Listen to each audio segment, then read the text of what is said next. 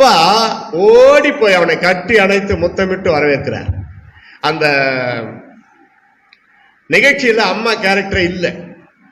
நீங்க ஒன்ன படிச்சு பாருங்க, அம்மான்ற பேச்சு அதுல வரல. தாய் அம்மான்ற அதுல கதாபாத்திரங்கள் அப்பா, பெரிய பையன், சின்ன பையன், அவ்வளவுதான். இன்னொரு சேகர்னா பன்றிகள் கதாபாத்திரம், பன்றிகள், வேலையாட்கள், அப்படி போலாம். காளை, ஒரு காளை பலிட்டார பையன் வரான்னு, இளம் கன்று இல்ல இவ்வளோன்னு சேர்த்துக்கலாம். அதுல பார்ப்பீர்களே, ஆனால் மனம் திரும்பி வந்த அந்த சின்ன பையனை அப்பா அன்போடு ஏற்றுக்கினார். அவனுக்கு மோதிரம் போட்ட, முதல்ல குளிக்க வச்சாங்க. ஏன்னா பன்றிகள் மத்தியில வாழ்ந்தவன் எப்படி வருவான்னு தெரியும். முதல்ல குளிப்பாட்டு, சோப்பு அழுகாய் போச்சு அவனை குளிப்பாட்டுறப்போ. அப்ப எவ்வளவு அழுகா இருந்திருப்பான். அதுக்கப்புறம் அவனுக்கு நல்ல புது ட்ரெஸ் வாங்கி வச்சிருக்கிறார் ஏற்கனவே அப்பா, விசுவாசத்தோட. புதிய செருப்பு, பாதரட்சை, மோதிரம். இது போதாதுன்னா அன்னைக்கு வேலையாட்கள் எல்லாருக்கும், அவருக்கு பெரிய லேண்ட் லார்டு பாத்தீங்களா, அதுல பாத்தீங்களா லார்டு லபகுதாசான்றாங்களே, அது மாதிரி அவர் பெரிய லேண்ட் லார்டு. அதனால வேலையாட்களுக்கெல்லாம் லீவு.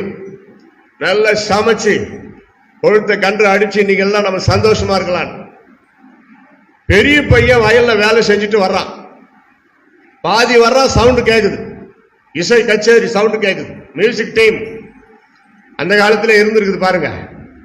இவன் கேட்கறான், எதிர்க்க வர்றவங்கள, இன்னும் இது ஒரே சத்தம், புகை மண்டலமா இருக்குது, ஒன்னும் புரியல. வீட்டுக்கு தான் வர போறாங்க, பார்த்துருக்கலாம். அவனுக்கு தாங்க முடியல, அவசரம்.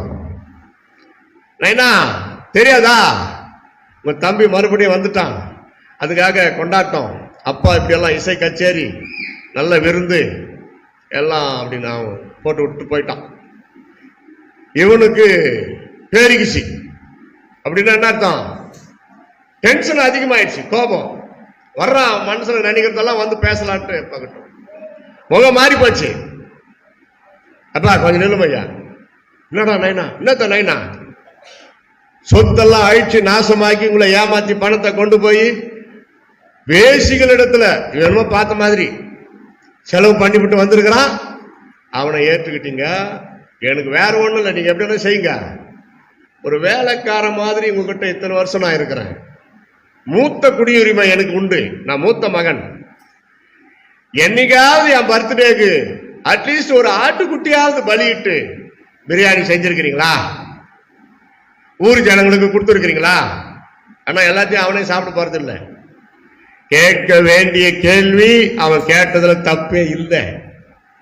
கரெக்ட் தானே? இப்ப நம்ம வீட்டுல இப்படி நடந்தா சும்மா இருக்குமா? அவனுக்கு கொடுக்க வேண்டியதை கொடுத்துட்டீங்க, இப்ப எதுக்கு அவனை சேர்த்தீங்க? அதான் அவனுடைய கோபம். அங்கதான் அப்பா நிக்கிறார், நல்ல அப்பா. பாத்தீங்களா இந்த பேச்சு? போச்சு போச்சு போச்சு. முதல்ல தெரிந்தா, என் தலை தெரிந்தா பாருங்க, பரவாயில்ல, அங்கே கூட இருக்கு. பிரதர், என் தலைக்கு மேல கேப் இருக்குதா? போதும். ஒரு இடத்துல இந்த மாதிரி ஸ்டாண்ட் இல்லை, ஒரு தம்பி கிட்ட கொடுத்து அந்த கதை அப்படியே ஞாபகம் வைங்களா, எங்க விட்டுட்டோன்னு கேட்பேன். அப்ப சொல்லணும், வயசாயிடுச்சுல மறதி. இதுக்கு வரேன், இந்த பாப்பாவனால ஒரு ஞாபகம் வந்துருச்சு. பாப்பாவா பாப்பனா? பாப்பா, சரி. எப்ப நான் பேசி முடிக்கிற வரைக்கும் ஒரு மணி நேரம் ஒரு ஓரத்தில் நின்றுக்கிட்டு வீடியோ எடுத்து கொடு, நாங்கள் யூடியூப் ஃபேஸ்புக்கில் போடுறதுக்கு நல்லா இருக்கும், 4 பேர் பார்த்து சந்தோஷப்படுவாங்க. பால் மலரடிகள் யூடியூப் அண்ட் ஃபேஸ்புக். நான் நல்லா எடுப்பையா கொடுங்க, ஆர்வ கோளாறுல வாங்கி ஒரு இடத்துல நின்று எடுத்தோம். கொடுத்துட்டு உடனே நான் அங்கேயே செக் பண்ணாம உடனே கிளம்பி வீட்டுக்கு போயிட்டேன். அங்க போய் ஓபன் பண்ணி பாக்குறான், அந்த வீடியோ எடுத்துருக்கிறான், தலையே இல்லை. தலையே இல்லை பாஸ்டர், வெறும் உடம்புதான் உலாத்துது, பேசுது, சவுண்ட் எல்லாம் ஆடியோ பக்கா சூப்பரா. ஆண்டவரே, உடம்பு இல்லாத தலையா மட்டும் எடுத்துருந்தா கூட போட்டிருக்கலாமே, பாஸ்போர்ட் சைஸ்லயாவது பிலிம் ஓடி இருக்கும். வெறும் உடம்பு, நான் என்னத்த பண்ணுவேன்? கிராஃபிக் போட்டோவில் தான் பண்ண முடியும், வீடியோவில் முடியுமா எனக்கு தெரியல. அப்புறம் அதை ஆடியோவுக்கு கொண்டு போய் வெறும் ஆடியோவை அதை மாற்றி என் போட்டோ ஒன்று ஸ்டில்லாக போட்டு ஆடியோவில் போட்டு விட்டேன். இப்படியெல்லாம் நான் செய்வேன்னு பிசாசுக்கு தெரியாது. எப்படியோ ஜனங்களுக்கு பிரயோஜனமா இருக்கட்டும், அதனால கேட்டுக்கிட்டாங்க. இப்ப எங்க விட்ட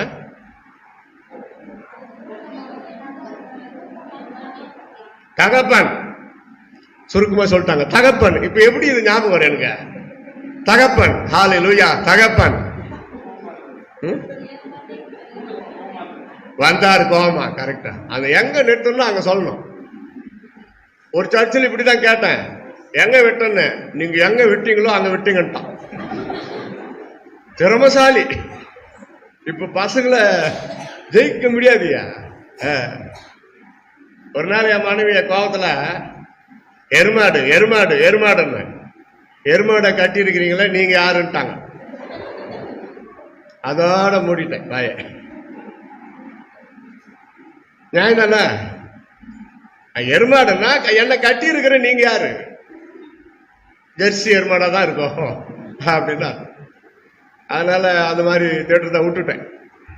நிறைய பாயிண்ட் வச்சிருக்கிறாங்க பாரு. நம்ம என்ன திட்டினா பதிலுக்கு திட்டாம திட்டுறது, இது திட்டாம திட்டுறது. அப்பா யோசித்தாரு, டேய் அண்ணன் வந்துட்டான் உன்னை திட்டுறான் போடா அப்படியும் சொல்லல, அப்படியும் சொல்லல. இப்ப இருக்கிற அப்பா அம்மா மாதிரி பயந்துருவாங்க சிலர். அல்லது இவன் பேசுற அந்த கோபமான வார்த்தைக்கு, ஏய் என் இஷ்டம்டா, உன் சொத்து உன் ஆஸ்தி உங்ககிட்ட இருக்குதா இல்லையா, நீ அனுபவிச்சுக்கிட்டு போ.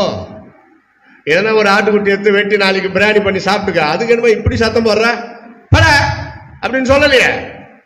அங்கதான் அப்பா நிக்கிறார். பிள்ளைகள் காரியத்துல பெற்றோர் சமமா நிக்கணும், கரெக்டா இருக்கும். யாரையும் வெறுக்க கூடாது, யாரையும் ஓவரா நேசிக்க கூடாது. 5 பேர் இருக்கிறாங்கன்னா 2 பேரை மட்டமா வைப்பாங்க. அவங்களுக்கே டவுட், பெத்தாங்களா வாங்கி வளர்த்தாங்களா அப்படி ஆயிரும். அப்பா சொன்னாரு, மகனே, அவரே ஐஸ்கிரீம் வச்சாரு பாருங்க மூத்த மகன் தலைமையில, மகனே நீ எப்பொழுதும் என்னோடு இருக்கிறாய், எனக்கு உள்ளதெல்லாம் உனக்கு சொந்தம். இவன் காணாமல் போனான், திரும்ப வந்திருக்கிறான். உன் சகோதரன் தானே, சந்தோஷப்படு, கூட சேர்ந்து சந்தோஷப்படு, சிரி. அந்த மியூசிக் எல்லாம் போடுறாங்க, போய் ஆடு, டான்ஸ் ஆடு. எங்க தம்பி வந்துட்டான், டான்ஸ் ஒண்ணு போடு. எவ்வளவு பேர் சந்தோஷப்படுவாங்க. அந்த மாதிரி அவரு மாத்திட்டார். அதெல்லாம் நான் கொஞ்சம் எக்ஸ்ட்ரா சேர்த்துக்குவேன். அவர் அப்படி சொல்லியிருக்க மாட்டாரு, டான்ஸ் ஆடுனெல்லாம். இந்த பிரசங்கத்துக்கு பாயிண்ட் தேவையில்ல. அதோட பாருங்க, அந்த ஓமையே முடியுது. அம்மா பத்தி அங்க பேச்சே இல்லை. அப்ப தகப்பனார் தினம், அப்பாவுக்கு இதுதான் சிறந்த ஒரு உதாரணம். பரம தகப்பனாகி நம்முடைய ஆண்டவர் இயேசு அங்க நில்லு. அப்பாவே தெய்வம், அன்னையே துணை அப்படியெல்லாம் இருக்கும் ஆட்டோவில். உன்னை அன்னையை படைத்தது யார்? ஆண்டவர். அப்ப ஆண்டவர் துணை, இயேசு கிறிஸ்து தான் துணை. அன்னை 100 வருஷம், 150, 200, 500 வருஷம் இருக்க முடியாது. அதனால செத்துட்டுங்களா அன்னை துணை, அப்பா துணை, அன்னை அப்பர் துணை அப்படியெல்லாம் டைலாக் எல்லாம் வேணாம். இயேசுவே துணை. அல்லேலூயா. மரண பரியந்தம் நம்மிடத்தில் அன்பு கூர்ந்தார். See the important word, he loved us more and more. நம்மிடத்தில் அன்பு கூர்ந்து நம்முடைய பாவங்கள் நம்மை கழுவி ஒண்ணு பாருங்க. அதோட விட்டாரா? இங்கிருந்துதான் நமக்கு நம்மை ராஜாக்களும் ஆசாரியர்களும் ஆக்கின அவருக்கு இன்றும் என்றும் சதா காலங்களிலும் மகிமை உண்டாவதாக. நான் உன்னை ஆசீர்வதிப்பேன். அவருடைய பிள்ளைகளுக்கு ஆபிரகாம் தேவனுக்கு பிரியமாய் வாழ்ந்ததுனால்தான் 6:14 ஆதி ஆகமத்தில் வந்த அந்த வாக்கு தத்துவம் இங்க எடுக்கிறார் பவுல் அப்போஸ்தலன். எபிரேயர் 6:14, I will bless you and multiply you. நான் உன்னை ஆசீர்வதித்து உன்னை பெருகவே பெருக பண்ணுவேன். Lord Jesus loved us. Number 1, Lord Jesus washed us. This is very important. Next, he make us like a king and a priest. Like a king and a priest. அதான் உலகமெங்கும் போய் சர்வ சிருஷ்டிக்கும் சுவிசேஷத்தை பிரசங்கியுங்கள் என்று அதிகாரம் கொடுத்தார்.